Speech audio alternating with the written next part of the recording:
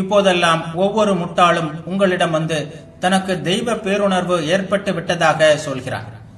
எனக்கு தெய்வ பேருணர்வு வந்துவிட்டது, எனவே எனக்கு ஒரு மேடை அமையுங்கள், என்னை சூழ்ந்து நில்லுங்கள், என்னை வழிபடுங்கள் என்கிறான் அவன்.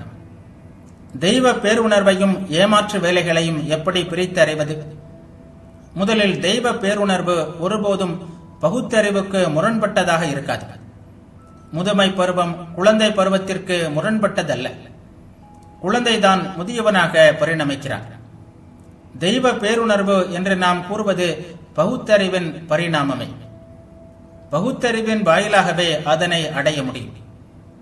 தெய்வ பேருணர்வு பகுத்தறிவுக்கு முரணாக இருக்கக்கூடாது. அப்படி இருக்குமானால் அதனை வீசி எறிந்துவிட வேண்டும். உங்கள் உடலின் இயல்புணர்ச்சி வசப்பட்ட இயக்கங்கள் பகுத்தறிவுக்கு எதிராக இருப்பதில்லை. சாலையை கடந்து செல்லும் போது வாகனங்களின் விபத்திலிருந்து தப்பிக்க எவ்வளவு இயல்பாக உங்கள் உடல் இயங்குகிறது. அவ்வாறு உங்கள் உடம்பை காத்துக்கொள்வது அசட்டுத்தனம் என்று உங்கள் மனம் சொல்கிறதா? இல்லை. உண்மையான தெய்வ பேருணர்வு ஒருபோதும் பகுத்தறிவுக்கு முரணாக இருக்காது. முரணாக இருக்குமானால் அது தெய்வ பேருணர்வு அல்ல, அது வெறும் புழுகு முட்டை. இரண்டாவதாக, தெய்வ பேருணர்வு என்பது எல்லோருடைய நன்மைக்காகவும் இருக்கும். பெயருக்காகவோ புகழுக்காகவோ சொந்த லாபத்திற்காகவோ இருக்காது. அது என்றென்றும் உலகின் நன்மைக்காகவே இருக்கும். முற்றிலும் தன்னலமற்றதாக இருக்கும்.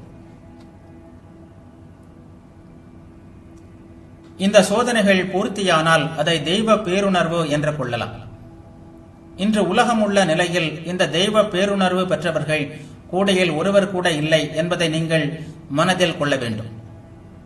இப்போது அத்தகையோரது எண்ணிக்கை மிக குறைவு. எதிர்காலத்தில் அவர்கள் அதிகமாவார்கள் என்று நம்புகிறேன். ஏன், உங்களுள் ஒவ்வொருவருமே அத்தகையோராக மலர்வீர்கள் என்று எதிர்பார்க்கிறேன். இப்போது ஆன்மீகத்தை நாம் ஒரு பொழுதுபோக்காக கொண்டிருக்கிறோம். தெய்வ பேருணர்வு வரும்போதுதான் நம்மிடம் ஆன்மீகம் ஆரம்பமாகும். செயின்ட் பால் கூறுவது போல், இப்போது மங்கலான கண்ணாடியின் மூலம் பார்க்கிறோம், ஆனால் அப்போது நேருக்கு நேர் பார்ப்போம். இன்றைய உலகில் அத்தகைய நிலையை அடைந்தவர்கள் மிக குறைவானவர்களே. அதே வேளையில் நாங்கள் தெய்வ பேருணர்வு பெற்றவர்கள் என்று போலியாக சொல்லி திருப்பவர்கள் இவ்வாறு அதிகமாக இருந்ததும் வேறெந்த காலத்திலும் இல்லை. பெண்களுக்கு உள்ளுணர்வு சாத்தியக்கூறுகள் அதிகம் என்றும் ஆண்கள் பகுத்தறிவை கொண்டு மெதுவாகவே முன்னேறுகிறார்கள் என்றும் சொல்லப்படுகிறது. இந்த வெறும் பேச்சை நம்பாதீர்கள். தெய்வ பேருணர்வு பெற்ற பெண்கள் எத்தனை பேர் உண்டோ அத்தனை ஆண்களும் உள்ளார்கள். ஒருவேளை பெண்கள் தான் நரம்பு தளர்ச்சி போன்ற நோய்களுக்கு பெரிதும் இலக்காகிறார்கள். ஏமாற்றுக்காரர்கள், செப்படி வித்தைக்காரர்கள் இவர்களின் கைப்பாவையாக இருப்பதை விட நம்பிக்கையற்றவர்களாக இருந்து இறந்து போவது மேல். பயன்படுத்துவதற்காகத்தான் பகுத்தறிவு உங்களிடம் உள்ளது.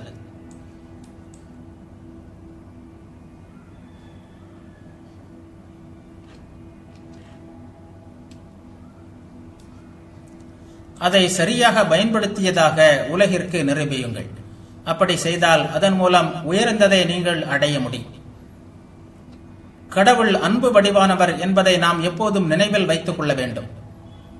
கங்கை கரையோரம் வாழ்ந்து கொண்டு நீருக்காக கிணறு வெட்டுபவன் முட்டாள். வைர சுரங்கத்திற்கு அருகில் வாழ்ந்து கண்ணாடி மணியை பொறுக்குபவன் ஒரு மடையன். அந்த வைர சுரங்கம்தான் கடவுள். ஆவிகள், பறக்கும் தேவதைகள் போன்ற புதற்றல்களை நம்பி கடவுளை மறப்பவர்கள் முட்டாள்கள் அல்லாமல் வேறு யார்? இது மனித இனத்தை இழிநிலைக்கு தள்ளுகிறது, நரம்புகளை பலவீனப்படுத்துகிறது. எப்போதும் பேய்களை எண்ணி நடுங்கும் நிலையில் நமது மூளையை வைக்கிறது. புதுமை காணும் ஆவலை தூண்டுகிறது. இந்த கட்டுக்கதைகள் நம்மை இயற்கைக்கு மாறான நரம்புகள் முறுக்கேறிய நிலைக்கு அழைத்து செல்கின்றன. படிப்படியாக மனித இனத்தையே சீர்குலைய செய்கின்றன.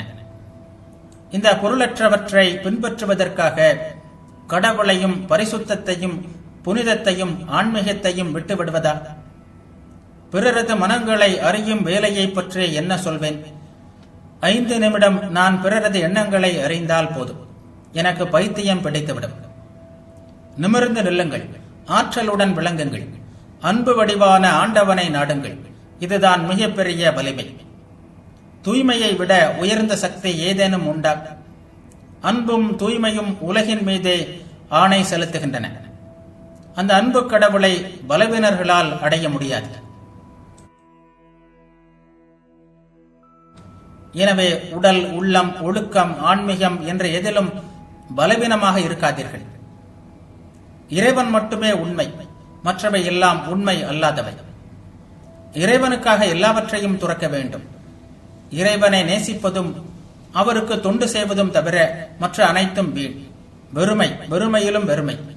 இறைவனுக்கு சேவை செய், அவருக்கு மட்டுமே சேவை செய். சுவாமி விவேகானந்தரின் பக்தி யோகம் சொற்பொழிவுகள். இந்த சொற்பொழிவின் தலைப்பு நிஷ்டை. கடந்த வகுப்பில் பிரதீகங்களை பற்றி பார்த்தோம். ஆரம்ப நிலை பக்தியில் இன்னும் ஒரு விஷயத்தை மட்டும் பார்த்துவிட்டு பராபக்தியை தெரிந்து கொள்வோம்.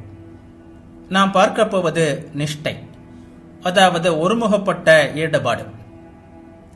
வழிபாடு பற்றிய எல்லா கருத்துக்களும் சரியானவை, நல்லவை என்பது நமக்கு தெரியும். இறைவனை மட்டுமே வழிபடுவதுதான் பக்தி. வேறு யாரையும் வழிபடுவது பக்தி ஆகாது என்பதை ஏற்கனவே கண்டோம். இறைவனை பல்வேறு வடிவங்களில், பல்வேறு கருத்துக்களில் வழிபடலாம். இவை எல்லாமே சரியானவை, நல்லவை. பிரச்சனை இங்குதான் எழுகிறது. எல்லாமே சரி என்பதற்காக எல்லாவற்றையும் வழிபடத் தொடங்கினால் நாம் எதையும் சாதிக்க முடியாது.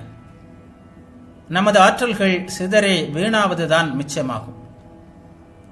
தங்களை பரந்த மனப்பான்மை உடையவர்கள் என்று சொல்லிக் கொள்பவர்கள் எல்லாவற்றிலும் மூக்கை நுழைக்கிறார்கள். ஆனால் எதையும் முழுமையாக தெரிந்து கொள்வதில்லை. நுனிப்புல் மேய்வதோடு சரி. தாங்கள் எதையும் சாதிக்காததை அவர்கள் இறுதியில்தான் உணர்கிறார்கள். பல விஷயங்களை கேட்பதும் செயல்முறையில் எதையும் சாதிக்காமல் இருப்பதும் இந்த நாட்டில் ஒரு வகையான நோயாகவே வளர்ந்து வருகிறது. பக்தர்களுக்கு இதோ ஒரு உபதேசம். எல்லா மலர்களிலிருந்தும் தேனை அருந்துங்கள். மரியாதையுடன் எல்லோரிடமும் பழகுங்கள். எல்லோருக்கும் ஆம் என்று தலையாட்டுங்கள். ஆனால் உங்கள் இடத்திலிருந்து விலகாதீர்கள். இப்படி சொந்த இடத்திலிருந்து, அதாவது சொந்த கருத்திலிருந்து விலகாமல் இருப்பதே நிஷ்டை என்று அழைக்கப்படுகிறது.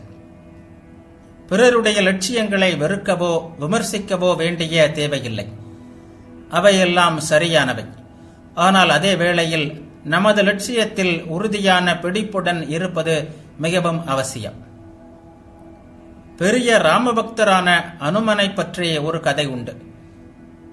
கிறிஸ்தவர்கள் இயேசுவை இறைமகனாக கருதி வழிபடுவது போல் இந்துக்கள் இறைவனின் பல அவதாரங்களை வழிபடுகிறார்கள். கடவுள் ஏற்கனவே 9 முறை பூமியில் அவதரித்து விட்டார். இன்னும் ஒரு முறை வரப்போகிறார் என்பது இந்துக்களின் நம்பிக்கை. அவ்வாறே இறைவன் ராமனாக வந்தபோது அனுமன் அவரது மிகப்பெரிய பக்தராக இருந்தார். அனுமன் பெரிய யோகி, மிக நீண்ட காலம் வாழ்ந்தவர். தமது காலத்திலேயே இறைவன் மீண்டும் ஒரு முறை கிருஷ்ணனாக வந்ததை பார்க்கும் பேறு பெற்றவர். அவர் பெரிய யோகியாக இருந்ததால் இவ்வாறு 2 அவதார புருஷர்களின் காலத்திலும் வாழ முடிந்தது. அனுமன் கிருஷ்ணனுக்கு சேவை செய்ய அவரிடம் சென்றார். அங்கே அவரிடம், கிருஷ்ணா, நான் உன்னை உனது ராம வடிவிலேயே காண விரும்புகிறேன் என்றார். அதற்கு கிருஷ்ணர், ஏன், இந்த வடிவிற்கு என்ன குறை? நானே கிருஷ்ணன், நானே ராமன்.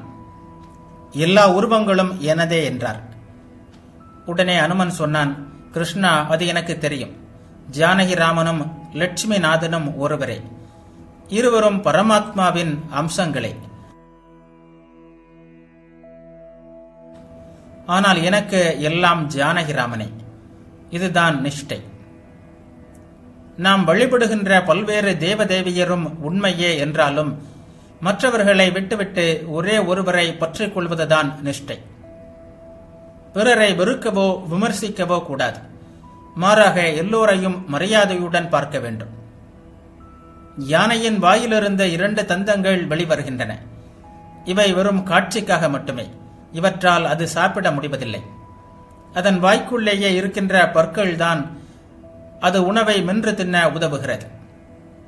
எனவே எல்லா பிரிவுகளுடனும் சேர்ந்து கொள்ளுங்கள். எல்லாவற்றிற்கும் ஆம் ஆம் என்று தலையாட்டுங்கள். ஆனால் உங்கள் வழிபாட்டு முறையில் உறுதியாக இருங்கள். உங்கள் இஷ்ட தெய்வத்தையே வழிபடுங்கள். இல்லாவிட்டால் உங்களுக்கு எதுவும் கிடைக்காது. வளர்ச்சி எதுவுமே இருக்காது.